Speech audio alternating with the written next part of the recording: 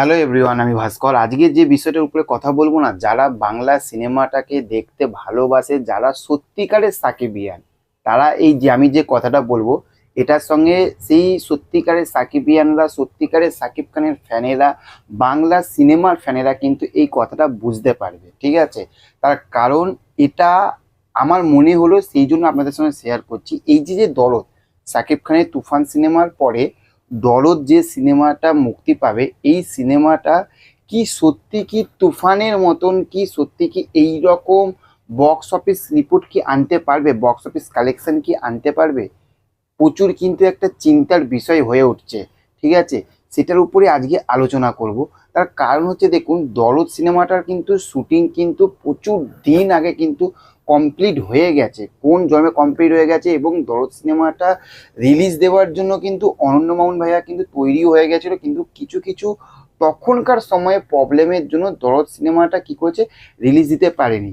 তারপরে যখন রিলিজ দেবে তার আগেই মুক্তি পেয়ে গেল সাকিব খানের অভিনীত তুফান সিনেমাটা। তারপরে তুফানের পরে যখন সব কিছু প্ল্যানিং হলো যে দরদ সিনেমাটা মুক্তি দেবে, তখনই কিন্তু প্রবলেম এসে গেল, বাংলাদেশের ওই প্রবলেমটা। এত ঝড়ঝাপটা পেরানোর পরে মানুষ তখন ভাবলো যে ঠিক আছে, দরদ সিনেমাটা এবার মুক্তি দেওয়া যেতে পারে। এবার এই যে বিষয়, এই বিষয়গুলো থাকতে কিন্তু দরদ সিনেমাটা হাইপ আছে, কিন্তু দরদ সিনেমাটার হাইপ নেই তা না। দরদ সিনেমাটার কিন্তু হাইপ, দর্শকের মনের মধ্যে সাকিব খানের সিনেমা মানে হাইপ থাকবে।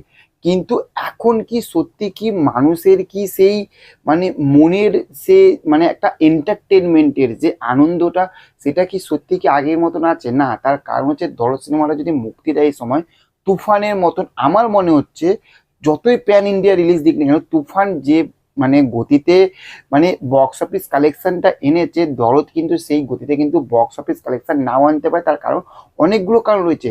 সিনেপ্লেক্সে কিন্তু সব থাকতে মানে আমাদের এখানে মাল্টিপ্লেক্স, আপনাদের মানে সিনেপ্লেক্সে কিন্তু সব থাকতে বেশি টাকা কিন্তু ওখান থাকতে আসে, একটা হিউজ কালেকশন আসে। সেখান থাকতে কিন্তু বাংলাদেশে ওই ঝামেলার জন্য কিন্তু, ওটা সংস্কারের জন্য কিন্তু সেই সময় কিন্তু অর্ধেক সিনেপ্লেক্স কিন্তু ভেঙেও দেওয়া হয়েছে, আমরা সেগুলো দেখতে পেয়েছি। ওখান থাকতে কিন্তু একটা কিন্তু বক্স অফিস কালেকশন আসা বন্ধ হচ্ছে। অনেক সিঙ্গেল স্ক্রিনেও সিনেমা কিন্তু বন্ধ আছে, সেখান থাকতে একটা কালেকশন আসা বন্ধ হচ্ছে।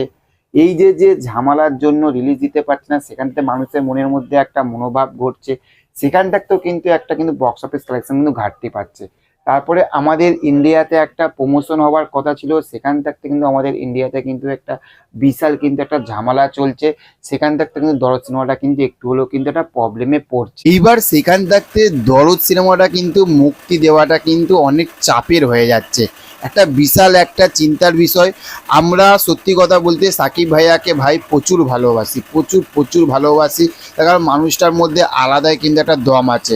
তো সেখান থাকতে একটাই কথা বলবো যে সব কিছু ঝামেলা সব কিছু মিটুক, মানুষের মনটা একটু ভালো হোক, তারপরে যেন তাড়াহুড়ো করে যেন এতদিন যখন ওয়েট করলো আর কিছুদিন যেন ওয়েট করুক, দরদ সিনেমাটা যেন এত তাড়াহুড়ো করে যেন মুক্তিটা না দেয়, এটা আমার ওপিনিয়ন।